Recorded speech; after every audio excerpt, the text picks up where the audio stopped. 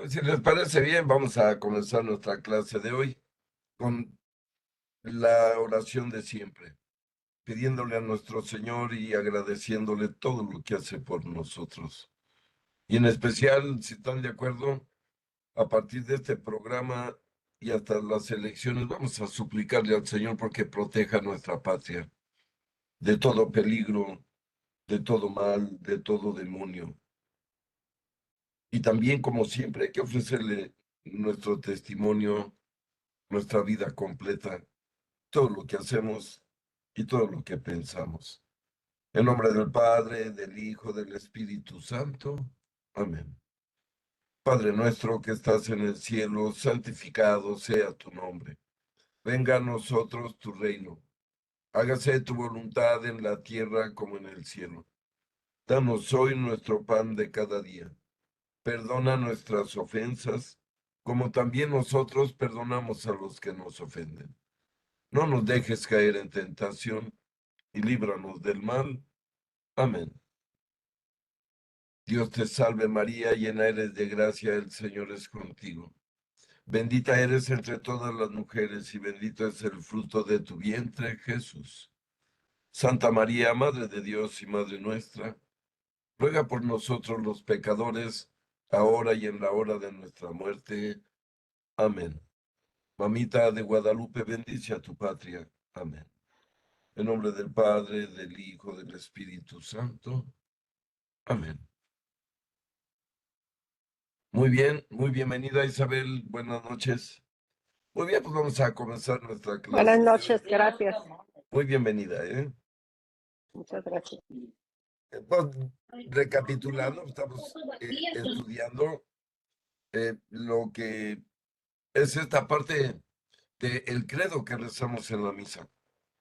Recuerden que decimos, creo en el Hijo, en el Padre, en el Espíritu Santo. Lo decimos, creo en la Iglesia, que es una santa apostólica, católica y apostólica. Eso es lo que estamos estudiando, si recuerdan. Porque en el credo decimos el credo en escasos 3, 4 minutos. Pero, seamos sinceros, mucha gente no entiende lo que está rezando en ese momento. Yo estuve rezando el credo durante los 33 años en que vivía sin convertirme, para explicarlo en mi persona. Yo rezaba el credo en la misa y me iba a pecar en la tarde. ¿Por qué? Porque iba a misa porque si no, no me prestaban el coche en mi casa. No, aquí lo que estamos viendo es por qué tenemos que rezar eso. ¿De dónde viene eso de que la iglesia es una santa, católica y apostólica? Y lo vamos a ver, miren, al descubrir lo que estamos viendo, vamos a entender que la iglesia es un gran misterio. Ya sabemos que la iglesia no es un país, una nación aquí terrenal, como son todos los pueblos creados por los hombres. Nosotros somos el pueblo creado por Dios aquí en este planetita que él mismo creó hace millones y millones de años.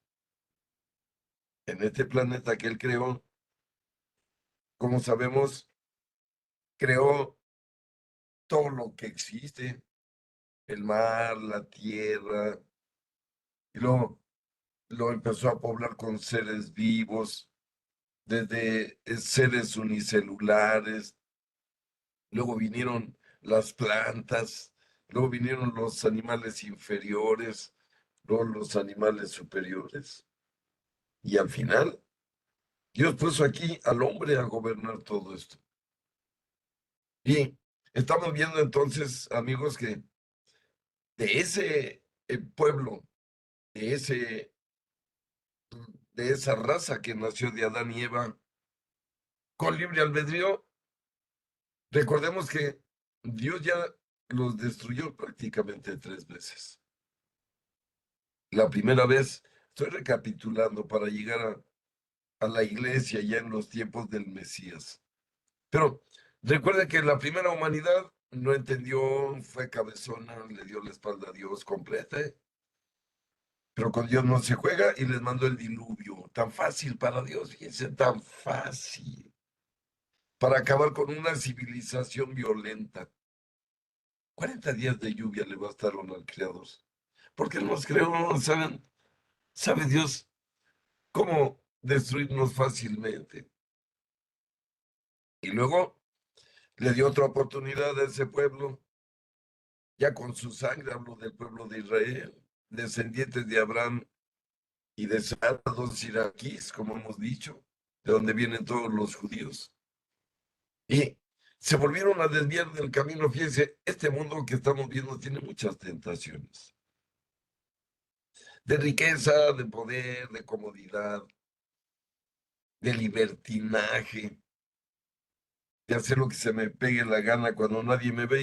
Y miren, otra vez Dios les mandó otro castigo muy tremendo a la segunda humanidad, que sabemos bien que surgió de los tres hijos de Noé. Pero ahora recuerden que mandó Sodoma y Gomorra. Otra vez destruyó a los impíos, los hizo polvo, esta vez con una bomba de hidrógeno o algo parecido, porque miren, ahí está el cráter todavía. Decíamos que el Mar Muerto es el cráter que dejó la explosión con que fue destruida Sodoma y Gomorra. Ahí estaban esas dos ciudades y desaparecieron. Por eso en el Mar Muerto hay tanta sal, porque ahí llega el agua del río Jordán y se evapora de tanto calor, no tiene salida, pues se va acumulando la sal y más sal y más sal. Pero miren, lo estoy diciendo para que lo entendamos también en nuestras vidas. Y luego Dios les dio otra oportunidad, fíjense.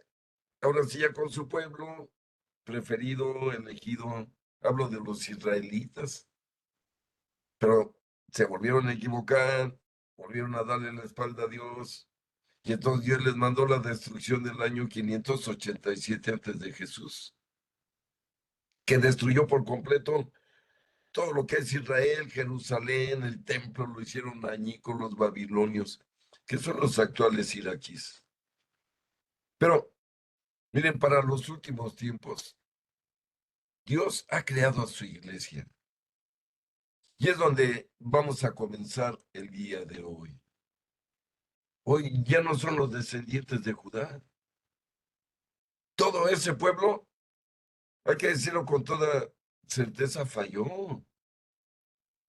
Solo unos pocos del pueblo de Israel salvaron a todo el pueblo y a toda la humanidad. Lo venía anunciando la escritura. Desde el mismo Éxodo, solo sobrevivirá un puñado y ese puñado será la salvación. Y volví a decir, un pequeño trozo del pueblo que Dios protege dará luz al nuevo pueblo. Y en efecto, ya decíamos en la clase anterior que la iglesia fue fundada por ese resto de Israel, que no se corrompió, que no cayó en manos del demonio como cayó la masa del pueblo. Miren, ¿quiénes son esa materia inicial de la iglesia? Única y exclusivamente judíos. Los 12 apóstoles, María, José, Juan el Bautista, José de Arimatea, todas las mujeres que los acompañaban, únicamente judíos. Dice San Pedro en el libro de los Hechos, en el capítulo primero, que eran unos 120 cuando Jesús ascendió al cielo. Cuando vieron que el Señor se fue para siempre a el lugar que le pertenece a su gloria, y ya se vieron solos, ahora sí, que hasta un ángel les dijo, ¿se acuerdan? ¡Ey! ¿Qué hacen ahí mirando al cielo? A chambear. Hay que ir a predicarle a todo el planeta. Y hay que empezar desde aquí. Y miren, ahí comenzó esta iglesia de la que estamos hablando. 120 personas. ¿Y de qué hablamos? De que eran, y bien distribuidas, ¿eh? De acuerdo al mismo libro de los Hechos. ¿Qué dice ese libro? Que eran unas 120 personas. Dice, eran 12 sacerdotes, los 12 apóstoles. Que por cierto no estaba Judas porque se había suicidado. por lo que en ese momento nombraron a su sucesor, que es San Matías. Lean el capítulo 1 del libro de los Hechos. Ahí se narra todo esto muy claramente. Entonces, 12 sacerdotes y luego eran 72 laicos, como lo decía el Evangelio de San Lucas, que primero llama a los 12 y luego dice, y después de estos llamó a otros 72. Son los laicos que deben apoyar a la iglesia en la evangelización, en el trabajo del templo. Y 36 mujeres. Esa es la iglesia inicial. 12 sacerdotes, 72 laicos varones y 36 mujeres. Si se fijan, todo es en múltiplos de 12, que representa a todo el pueblo, las 12 tribus, los 12 apóstoles. Quiere decir el pueblo completo. Por lo tanto, el nacimiento de la iglesia es más que un traslado del pueblo de Dios, que él había pretendido que la humanidad se salvara a través de su pueblo, es decir, del pueblo judío, de los israelitas, a quienes les reveló todo y les dijo que fueran y compartieran este conocimiento con los demás pueblos para que todos se salvaran. Pero como sabemos, el pueblo judío creyó que la enseñanza era solo para ellos. De hecho, no permitieron ni permiten mezclarse con nadie más. Entendieron mal a Dios. Los que no se han convertido, porque ya dijimos que venimos de judíos. Estos 120 judíos sí entendieron. Estaban totalmente convertidos. Por lo tanto, no hay duda, venimos de los judíos. Ellos fundaron esta iglesia. Pedro era un judío. Pablo era un judío.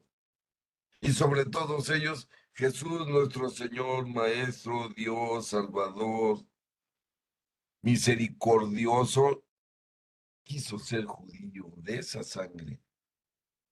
Por lo tanto, los judíos deben ser amados para nosotros, para entender esto. No por los malos judíos, vamos a decir, no, no, porque Jesús es judío, eso me basta para amar a todos los judíos. Si hay algunos judíos que están haciendo cosas pésimas y malvadas, pues allá ellos. Yo no voy a odiar a todos los judíos por unos cuantos malos y malvados y criminales. Todas las naciones tienen buenos y malos. No hay una que no. Todas absolutamente. Por lo tanto, aquí estamos hablando, como decía al iniciar la clase, ya para comenzar a leer el catecismo, que la iglesia no es un pueblo, no es un país, no es una nación, no es un imperio terrenal. Es el pueblo de Dios en este planeta que Él creó, fundó y creó para que lo administre el hombre. Y vamos a nuestro catecismo en la página 234, en el numeral 811, que ya decíamos que ya cuando vino Cristo, ya el pueblo de Dios ya no son los judíos. Miren, el Jueves Santo comenzó el nuevo pueblo de Dios, comandado por Él mismo, en la persona del Hijo, y con el Espíritu Santo, y con el Padre, trabajando juntos. Y miren, ese día, el Jueves Santo, ya no aceptó Dios sacrificios de animales en el templo. Ese día, por primera vez, el Dios hombre compartió su propia carne y su sangre para de ahí en adelante alimentar a este nuevo pueblo en esa nueva alianza. Ya no va a haber sacrificio de bueyes y vacas y chivos. No, ahora se va a sacrificar el Hijo de Dios para poner sobre el altar la carne más valiosa, más incomparable que pueda existir en toda la creación. Fíjense, no estoy hablando ni del mundo, porque el mundo está reducido a nuestro planetita insignificante. Ni estoy hablando de la galaxia, ni de el universo, donde debe haber seguramente más planetas con vida inteligente y con seres semejantes a Dios. No podemos ser los únicos de todo el universo y todos los universos con tener vida racional. Dios no es así de desperdiciado con lo que hace. Seguramente ha creado más seres a su imagen y semejanza, es decir, ha expandido el amor que brota de él por todos lados. Pero estamos hablando entonces, amigos, de que la iglesia es la que ha renovado el pacto, la alianza con Dios. El pueblo de Israel incrédulo falló, ¿eh? Que no todo el pueblo de Israel, ojalá entiendan, por favor. Porque el pueblo que falló es el que sigue empecinado en el mal. Son los que están invadiendo Palestina y destrozando a los palestinos como los destrozó a ellos Hitler. Esos no pueden ser los judíos de Jesucristo, ¿eh? Para que lo entendamos bien. Aquí estamos hablando de los judíos que nos dieron iglesia desde el principio. Esos judíos permanecen y serán amados y están en el cielo esperándonos a todos. Pero que quede esto bien clarísimo. Somos la religión de los judíos, ¿eh? El Señor nos invitó como hijos adoptivos, porque a fin de cuentas decíamos, el Señor abrió la alianza. La antigua alianza fue con un pueblo que debería haber salvado a todo el mundo, no lo hizo.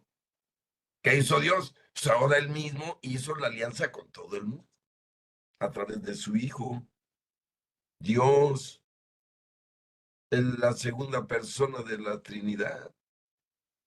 Él fue quien concretó esta nueva alianza, no la podía hacer nadie más. ¿Quién hizo la primera alianza? Dios con Abraham, con aquel pacto de sangre con la circuncisión. ¿Quién determinó la nueva alianza? Dios otra vez. Pero ahora con todo el mundo, con todo el pueblo humano. Ahora todo el que sea bautizado cree en el Evangelio y ponga en práctica lo que él enseñó, se salvará. Pero miren, la iglesia no es algo que sea como un museo o ni siquiera como una escuela. La iglesia es nuestra madre y es nuestra maestra.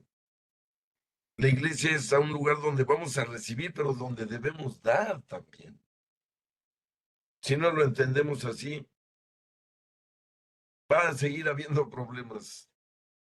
Porque miren, la falta que está haciendo en el mundo el cristianismo es la práctica del cristianismo. Lo hemos dicho en otras clases. El día que todos los bautizados practiquemos el cristianismo, que lo pongamos en práctica, no más rezarlo, no nomás meditarlo, no nomás aprenderlo, sino ponerlo en práctica, la humanidad será la más elevada que jamás haya habido en este planeta. Pero vamos a leer numeral 811. Estamos leyendo el párrafo tercero del capítulo tercero. La iglesia es una santa, católica y apostólica. Esta es la única iglesia de Cristo de la que confesamos en el credo que es una santa, católica y apostólica. Estos cuatro atributos, inseparablemente unidos entre sí, indican rasgos esenciales de la iglesia y de su misión. La iglesia no los tiene por ella misma. Es Cristo quien, por el Espíritu Santo, da a la iglesia el ser una santa, católica, es decir, universal, y apostólica, es decir, basada en los apóstoles, en los 12. Si no, no es el pueblo de Dios. Y él, Jesús, es también quien la llama a ejercitar cada una de estas cualidades. Solo la fe puede reconocer que la iglesia posee estas propiedades por su origen divino. Miren, ya decíamos que la iglesia no la fundó un caballero, a un libertador. No, la iglesia la fundó Dios, Dios mismo, desde el cielo. Recuerden que cuando la funda, les pregunta Jesús a los discípulos, ¿y ustedes quién dicen que soy? Ni contesta Pedro, ¿se acuerdan? Es Mateo 16. Le contesta Pedro, tú eres el Hijo de Dios vivo. Y le contesta el Señor a Pedro, bienaventurado eres Simón, porque no te ha revelado esto la carne ni la sangre, sino mi Padre que está en el cielo. Fíjense, ¿qué dijo Jesús ante los 12 que estaban ahí pasmados? ¿Por qué? Porque le dice, le dice esta parte Jesús. ¿Y qué es lo que contesta Pedro? Perdón, se me cruzó por aquí algo. Ok. Y les decía entonces que cuando Jesús le contesta a Pedro, bienaventurado, le decía, porque esto no te lo reveló tu inteligencia, o porque hayas puesto más atención, o porque seas, voy a usar una palabra mexicana, porque seas más trucha. No, contestaste tú, porque te lo reveló el Padre. O sea, fíjense, no fue ni siquiera el Hijo quien lo eligió, sino el Padre. Recuerden que la pregunta se la hizo Jesús a los 12 que estaban ahí, por cierto, en el actual Siria, perdón, en el actual Jordania, perdón, en el actual Líbano, perdónenme. Esta escena ocurrió precisamente donde nace el río Jordán, en esa parte, en Cesarea de Filipo, así se llama. Hoy y es un balneario espléndido. Fíjense, no fue en Jerusalén, no fue en Nazaret, no fue en Belén. Así es de que, por lo tanto, vemos que Jesús aclara bien este asunto. No ha sido tu parte humana ni tu cerebro, sino el Padre. Por eso afirmamos completamente, amigos, que la iglesia fue fundada por Dios. Ni siquiera por el Hijo, sino por el Padre mismo. ¿Qué hizo el Hijo? Ratificar lo que había elegido el Padre. Cuando le dice Jesús a Pedro, te ha elegido el Padre, y yo a mi vez te digo que yo te ratifico. Por llamarás Simón, desde hoy te llamarás piedra. Y sobre esta piedra, sobre ti voy a edificar mi iglesia. Esa es la iglesia que estamos estudiando. No es algo humano, que no es algo terrenal. Sí tiene aquí una parte este pueblo de Dios. Pero ya decíamos cuando explicábamos la comunión de los santos, que la iglesia es un pueblo que tiene ciudadanos aquí en el planetita, en el cielo y en el purgatorio. Lamentablemente, muchos ciudadanos de esta iglesia, cuando vivieron en el planeta, desperdiciaron la oportunidad y ahora están en el infierno. Si estaban bautizados, es pueblo de Dios en el infierno. Hemos aclarado que Jesús no ha condenado absolutamente a nadie para irse al infierno. Todos los que están ahí, ellos tomaron la decisión mientras vivieron en el mundo esta vida brevísima, ¿verdad?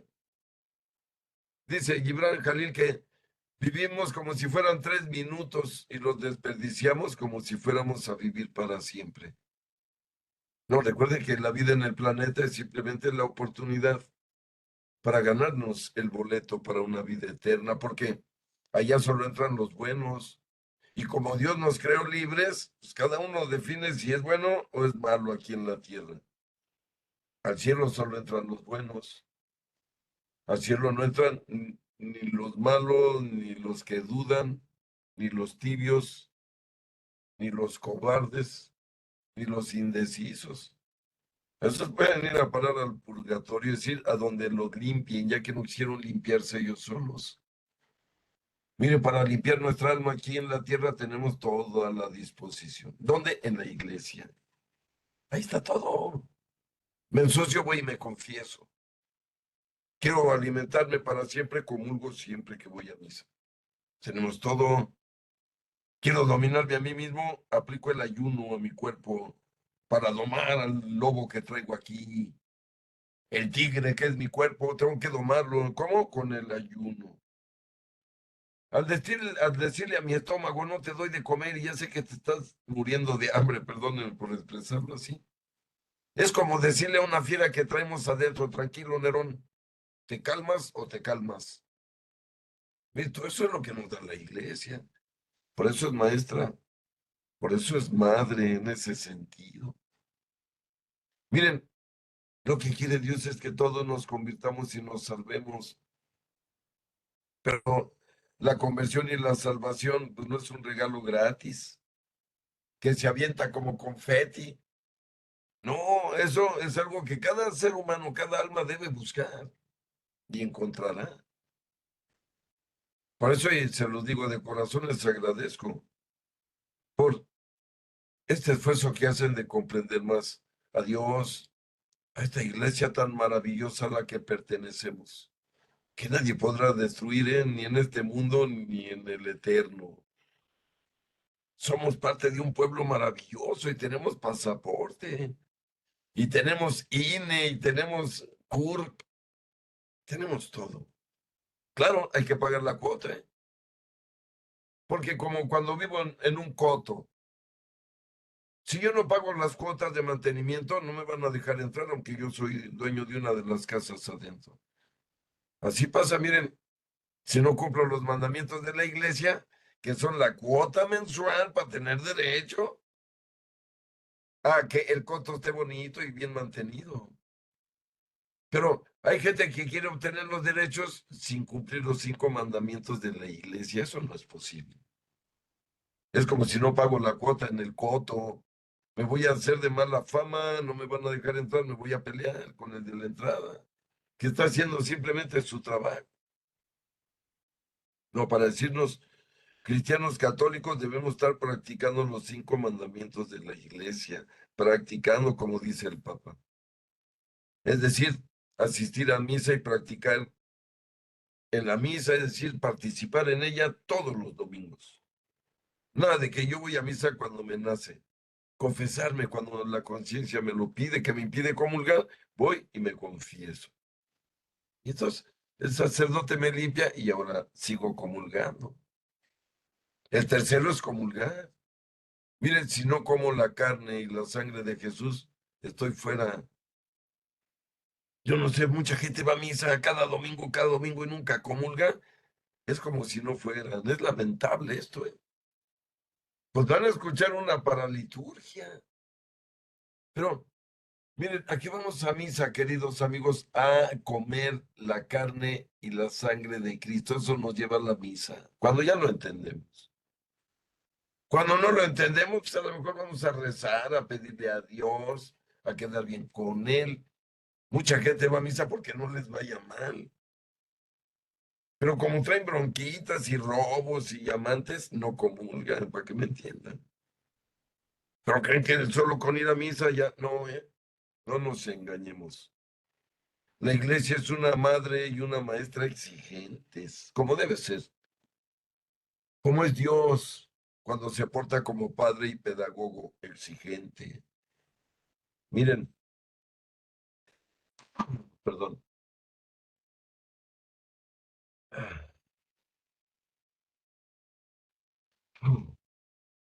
perdón.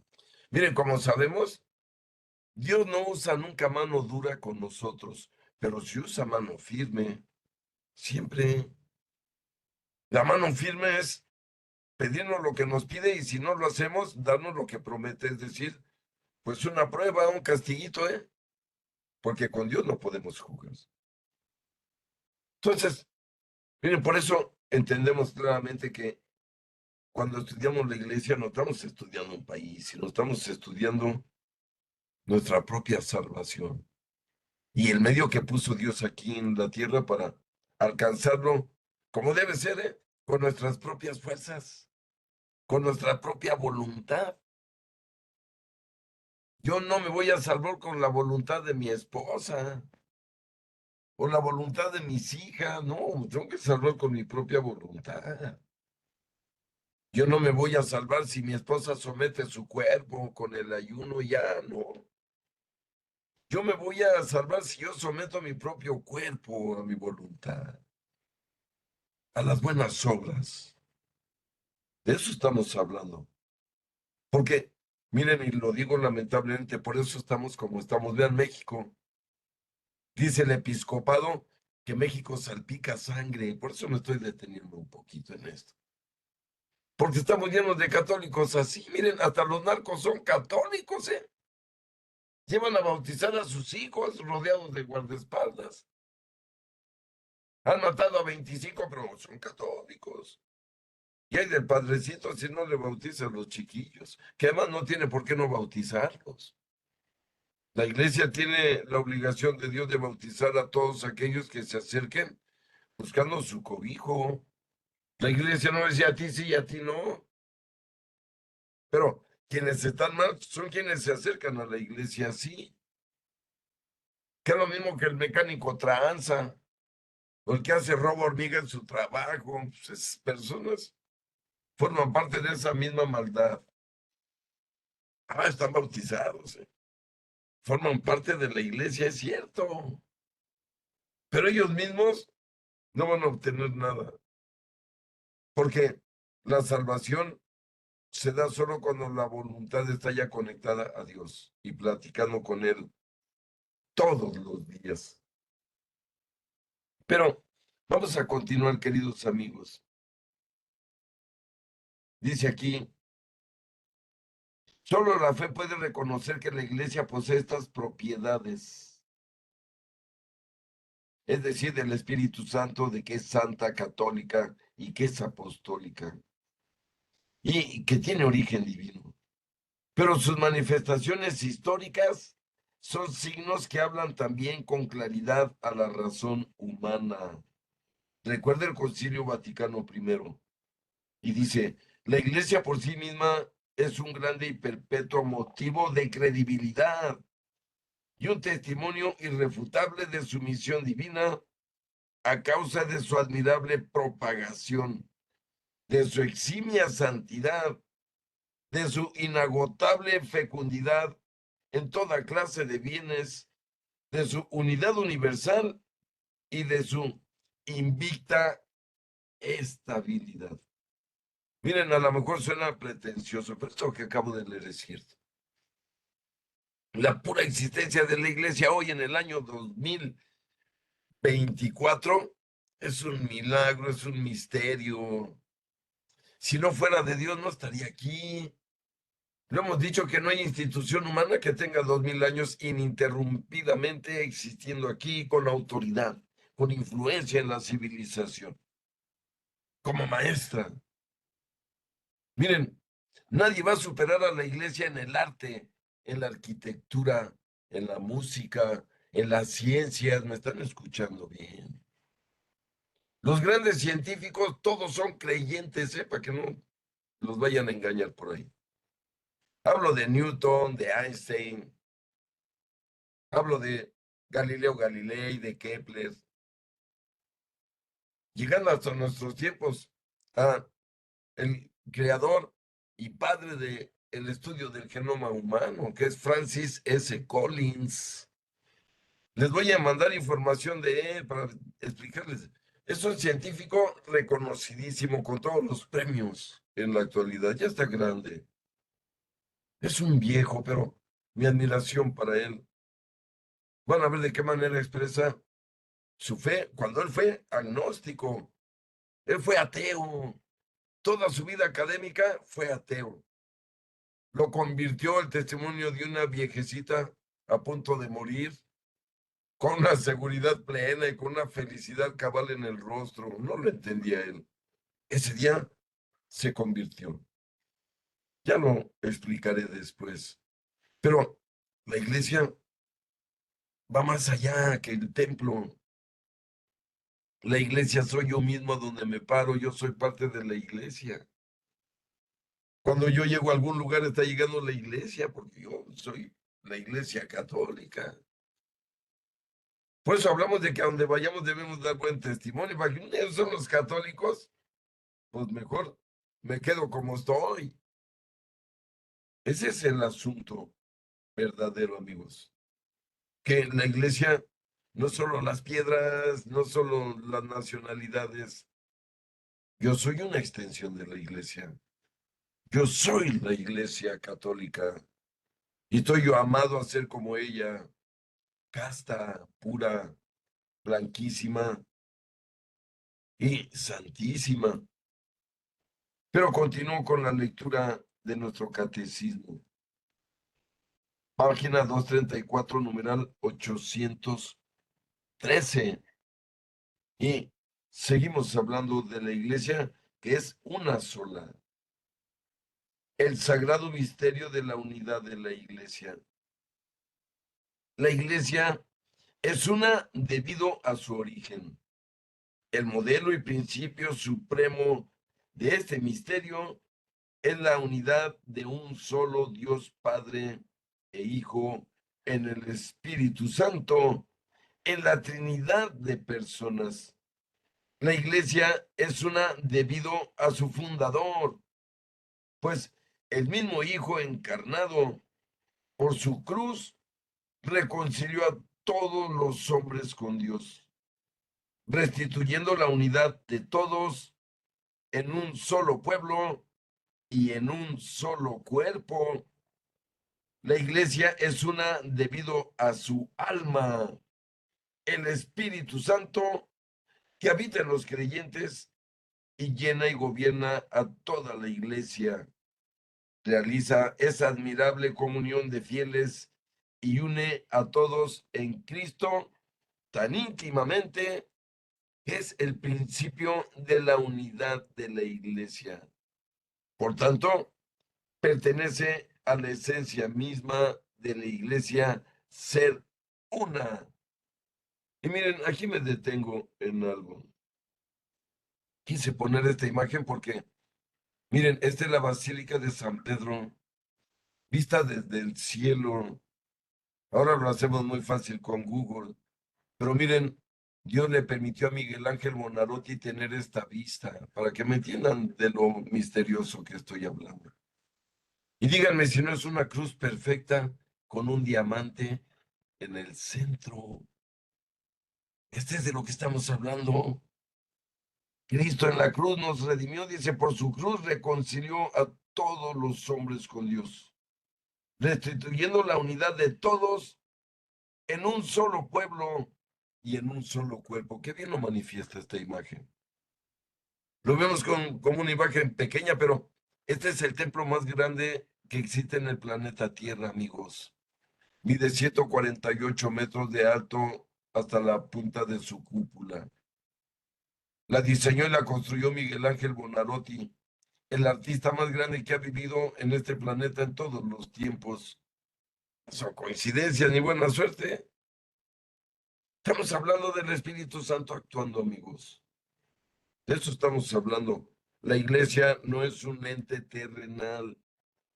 Mire, por eso la iglesia no la puede destruir absolutamente nadie, nadie. Antes de continuar, aclaro algo. Miren, esta Basílica de San Pedro que ven como la ven Los Ángeles, y así la vio Miguel Ángel, por eso la diseñó así. Miren, todo lo que ven en la azotea de la basílica son de verdad mármoles y son terrazas carísimas traídas de las mejores minas, porque es el templo de Dios.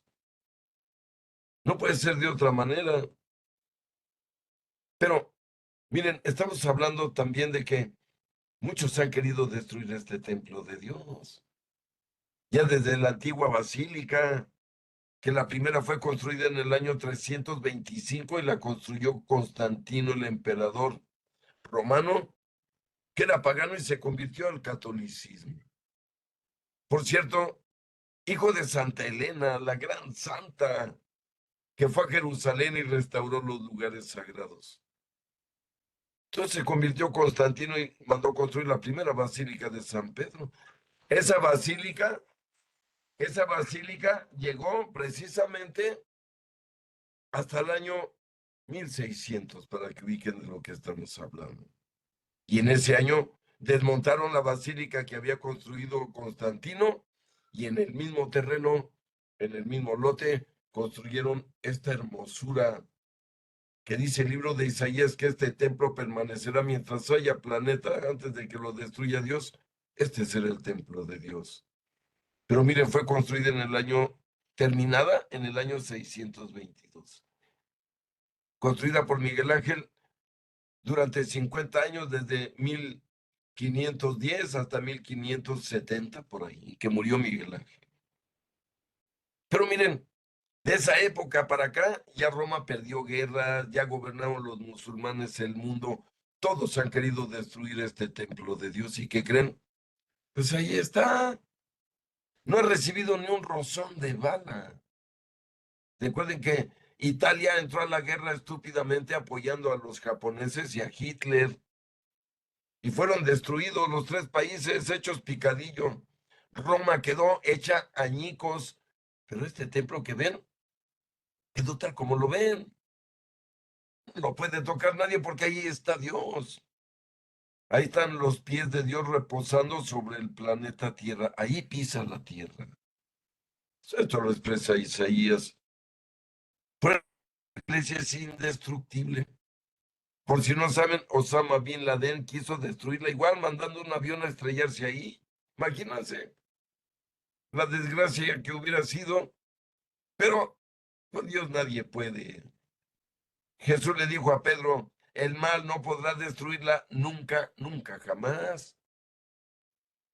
Y aquí estamos, amigos, más de 2000 años después, vivos, felices, confiados en Dios.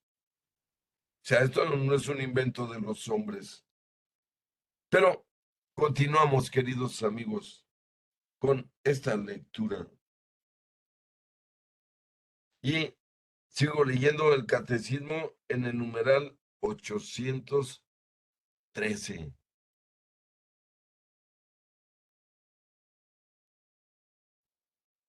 Y ahora vamos a echar mano de un gran santo.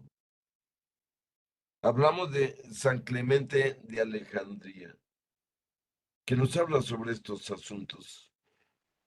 Y dice, qué sorprendente misterio, dice San Clemente de Alejandría.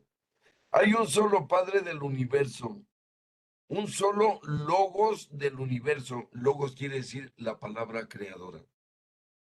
Y también un solo Espíritu Santo, idéntico en todas partes.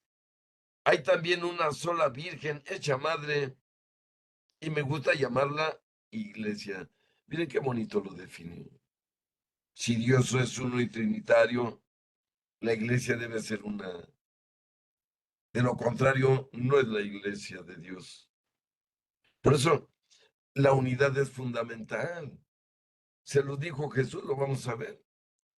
Sean todos uno como mi Padre y yo somos uno. Dice Jesús a los discípulos antes de despedirse del mundo. Sean uno solo. Sean hermanos, estén unidos. Como mi Padre y yo estamos unidos y somos inseparables, así ustedes, unidos e inseparables. Lamentablemente llegaron las sectas desde los tiempos de la Biblia. Pero volvemos al mismo libertinaje del hombre radicado en su libre albedrío. Recuerden que todas las sectas surgieron de la discordia, de la división. ¿Y quién es el que divide? El diablo. La palabra diablo quiere decir eso, el que divide, el que mete discordia entre hermanos, el que mete pleito entre amigos. Eso quiere decir la palabra diablo. Por eso, miren, Jesús habló de que la iglesia debe ser una unida. Aquí no hay ramitas ni sectas, ¿eh? Solo hay una iglesia fundada por Jesús, la que fundó con Pedro, y los 12 apóstoles, y los 72 laicos, y las 36 mujeres. No hay más. Porque todos los sectarios vienen a decir que no, que la iglesia está mal y que ellos van a interpretar directamente a Jesús. No, Jesús ordenó que hubiera una iglesia y que perteneciéramos a ella. No podemos entrar en el absurdo de que creen en Jesús, pero no creen en la iglesia. Cuando estamos viendo que la iglesia es el cuerpo mismísimo de Cristo. ¿Cómo puedo decir, creo en Jesús, pero no creo en su cuerpo? A ver que alguien me explique de una manera lógica y racional lo que dice. Porque eso dicen los que yo creo en la iglesia. Seguramente ustedes han escuchado gente así, que dice, yo creo en Cristo, pero en la iglesia no, porque fúchila, pederastas y ladrones. Cuidado, es una contradicción total. Si yo creo en Cristo, debo obedecer a su cuerpo, que es la iglesia, que es la que me alimenta, la que me enseña, la que me amamanta, perdónenme por la expresión. Miren, ya cuando entendemos esto, ¿cómo podríamos vivir sin ir a misa? Sin comulgar, sin podernos confesar para podernos limpiar y estar en nuestra conciencia tranquila para seguir platicando con Dios todos los días. Eso es lo que nos ofrece la iglesia, la madre, la maestra. Pero continúo, queridos amigos, hablando de la unidad de la iglesia, que siempre va a ser la misma, la única. Desde el principio, esta iglesia, una se presenta, no obstante, con una gran diversidad, que procede a la vez de la variedad de los dones de Dios y de la multiplicidad de las personas que los reciben. En la unidad del pueblo de Dios se reúnen los diferentes pueblos y culturas. Entre los miembros de la iglesia existe una diversidad de dones, cargos, condiciones y modos de vida. Dentro de la comunión eclesial existen legítimamente las iglesias particulares con sus propias tradiciones. La gran riqueza de esta diversidad no se opone a la unidad de la iglesia. No obstante, el pecado y el peso de sus consecuencias amenazan sin cesar el don de la unidad.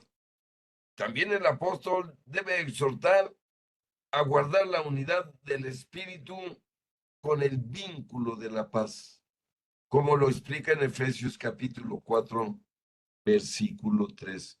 Y en efecto, miren lo que acabo de leer, es cierto. Dice, la gran riqueza de la iglesia, perdón, la gran riqueza de las iglesias particulares, con sus propias tradiciones, enriquecen a toda la iglesia. Y la gran riqueza de esta diversidad no se opone a la unidad de la iglesia. Miren, lo voy a explicar un poco.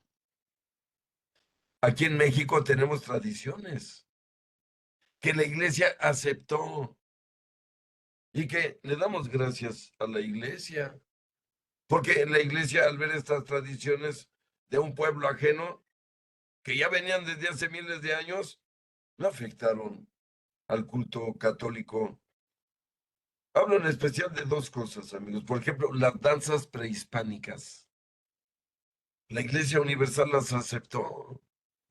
¿Por qué? Porque en la iglesia tenemos danzas. El rey David danzaba con frenesí, parecía un loco, ya le daba calor hasta se quitaba sus ropajes, este, totalmente, ¿cómo se dice? Imperiales.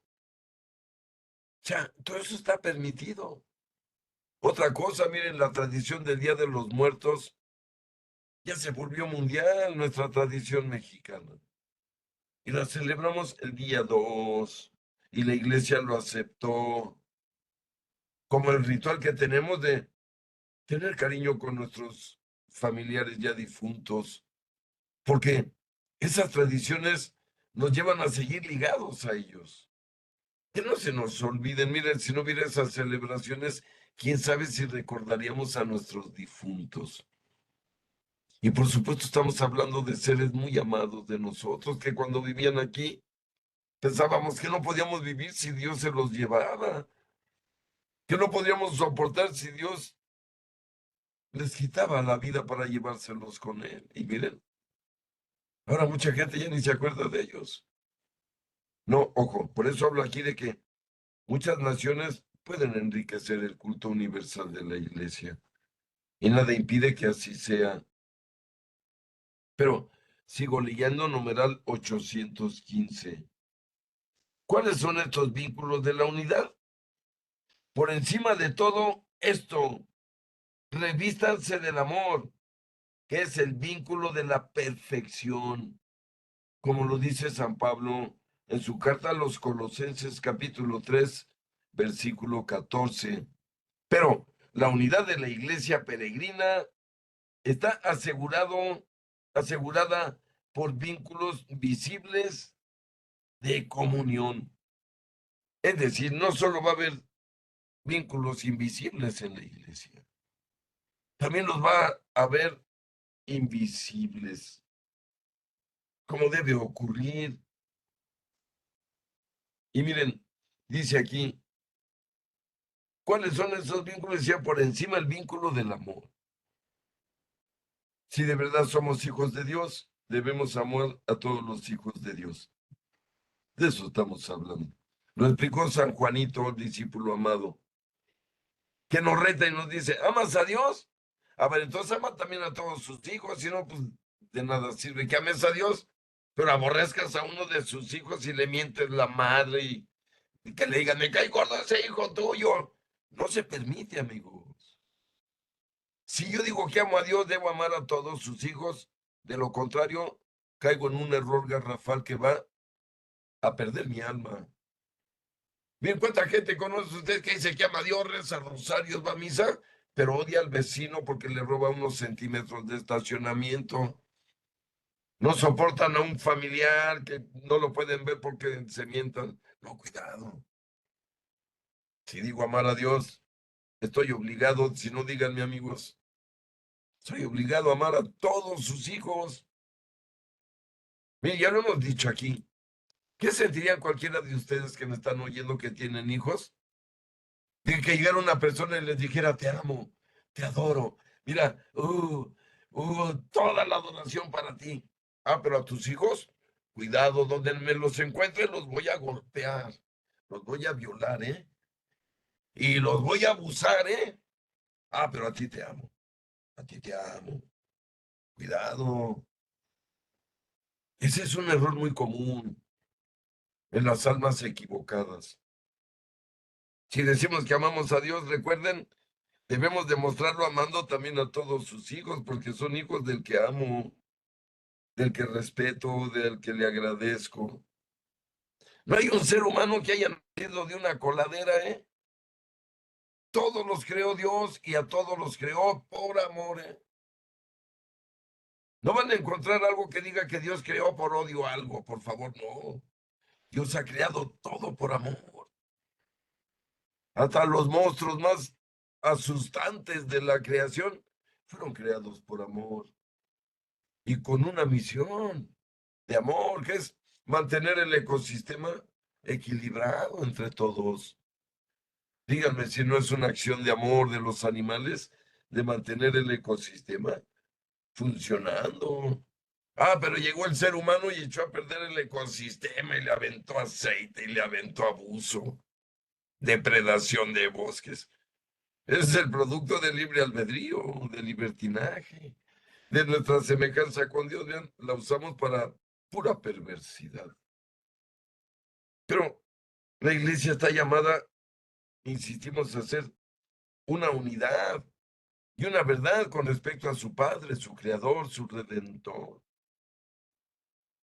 Ojalá quede claro que no tenemos permiso de odiar a nadie, absolutamente. Pero, miren amigos, para entender este asunto, vamos a verlo de una manera muy especial. Dice aquí, pero la unidad de la iglesia peregrina está asegurada por vínculos visibles, ¿eh? Que nos une la profesión de una misma fe recibida de los apóstoles. Fíjense qué interesante. Desde la muerte de cruz, su ascensión al cielo, hasta el día de hoy, aquí estamos ininterrumpidamente celebrando la misa, realizando la consagración, llevando a cabo la oración eucarística que convierte un trozo de harina con agua y un poco de vino en carne humana, en sangre humana, pero no humana cualquiera, sino en un humano divino. Miren, esto tiene celebrándose 2000 años ininterrumpidamente. Ahí tienen ahorita al Pedro de nuestros días, pero en su momento esto lo hacía Pedro exactamente igual, porque esto lo mandó a hacer Jesucristo. Por eso decimos en la consagración que dijo Jesús, hagan esto en recuerdo mío, y lo hemos hecho, amigos. Durante más de 2000 años hemos practicado los mandamientos de Dios. Si no, la iglesia no existiría. Pero acuérdense que no puede dejar de existir porque la sostiene el Espíritu Santo. Pero miren, otra muestra visible de la unidad de la iglesia y su permanencia es la celebración común del culto divino, sobre todo de los sacramentos, que ha sido ininterrumpidamente. El bautismo, la confirmación, la primera comunión, el matrimonio, la ordenación sacerdotal, la oración por los difuntos, la unción de los enfermos. Eso está desde el principio, amigos, desde los 120 que hablábamos con Pedro al frente de ellos, ya disponían de todos estos sacramentos. Por eso la iglesia ha sido tan poderosa en realizar milagros interminablemente y seguirá realizando milagros indefinidamente hasta que Dios termine este mundo. Porque para eso están aquí los sacramentos, para realizar milagros en quien quiera, ¿eh? También es cierto que los sacramentos son dones, son de verdad un regalo de Dios, pero ¿quién los va a aprovechar? Pues el que los toma, los practica y los inserta en su vida práctica de todos los días. Otra muestra visible es la sucesión apostólica por el sacramento del orden que conserva la concordia fraterna de la familia de Dios. Y aquí está la muestra. Ahí tienen, amigos, la imagen de quien gobierna la iglesia en este momento exacto. Aquí está nuestro Pedro, vivo, inteligente, maduro, sabio, con autoridad y al mismo tiempo humilde, al mismo tiempo pobre en su vida personal. Todos han pasado la prueba. Miren, es el Papa número 267. Desde Pedro, que fue el uno, Francisco es el número 267. Miren, que comprueba lo que estamos diciendo, el milagro de la iglesia, ininterrumpidamente. No ha habido un solo momento que la iglesia no tenga cabeza. Ha muerto un papa, se elige al siguiente. Muere ese, se elige al otro. Como cuando Judas desertó de la iglesia, fíjense, de los primeros 12, uno desertó, uno traicionó a todos los demás y a su maestro. Fíjense, por 30, por 30 monedas. Qué terrible. Pero vemos como Pedro en el capítulo 1, como les digo, da la instrucción de que son 12 y debe haber 12. Si uno huyó traicioneramente y luego se suicidó, debe haber otro nombrado en su lugar. Y dice que después de orar, mencionaron a dos que eran los mejores laicos que había y que habían acompañado a los apóstoles desde siempre. Eran dos de los 72. Y de ellos eligieron a Matías, que fue agregado al número de los 12, dice la palabra de Dios. Es decir, cuando muere uno, debe nombrarse otro en su lugar. Judas murió, se nombró otro en su lugar. Murió Juan Pablo II y elegimos o eligió la iglesia a Benedicto XVI. Falleció Benedicto XVI, creador de este catecismo que estamos estudiando, Dios lo tenga con él, que gracias a este Benedicto XVI, estamos estudiando esta riqueza de verdad inmedible. Y murió él y eligió la iglesia al Papa Francisco, a quien le pedimos a Dios que le conceda muchos años al frente de la iglesia, con esa sabiduría, ese Espíritu Santo en él y ese poder de Cristo que le ofreció a Pedro desde el principio. Pero, queridos amigos, el planeta sigue girando. No me queda, amigos, más que terminar por hoy, invitándolos a que le agradezcamos a Dios nuestro Señor de todo corazón, todo lo que ha hecho con nosotros y de nosotros. De verdad te agradecemos, Padre Santo, desde la vida, la dignidad, la salud, la comida, el vestido, la familia, la casa, el trabajo. ¡Wow! Pero hay que agradecérselo con hechos. Recuerden que Dios no recibe ni monedas de oro, ni dólares, ni euros, ni coches, ni casas. Solo recibe nuestro corazón contrito. Por lo tanto, hay que ofrecerle nuestro testimonio de vida diaria. Recuerden que somos iglesia. Seamos buena iglesia. No esa iglesia extraviada, que es la de los que no practican. Y hay que pedirle a Dios hasta que no votemos el 2 de junio por esta patria que eligió María de Guadalupe. Sálvenla, Señor. Conduce a tu pueblo católico, a la iglesia que vive en este país, a que vote correctamente, en el sentido en que tú nos obligas. Que no votemos por perversos enemigos de la iglesia, políticos anticatólicos, que sería votar por nuestra propia destrucción. Nos encomendamos a ti, Padre Santo, y a tu Madre Santísima de Guadalupe, para que ustedes nos ayudan después de que nosotros pongamos nuestra parte. Debemos ir todos a votar en contra de los enemigos de la iglesia. En nombre del Padre, del Hijo, del Espíritu Santo. Amén. Padre nuestro que estás en el cielo, santificado sea tu nombre. Venga a nosotros tu reino. Hágase tu voluntad en la tierra como en el cielo. Danos hoy nuestro pan de cada día. Perdona nuestras ofensas, como también nosotros perdonamos a los que nos ofenden. No nos dejes caer en tentación y líbranos del mal. Amén. Dios te salve María, llena eres de gracia, el Señor es contigo. Bendita eres entre todas las mujeres y bendito es el fruto de tu vientre, Jesús.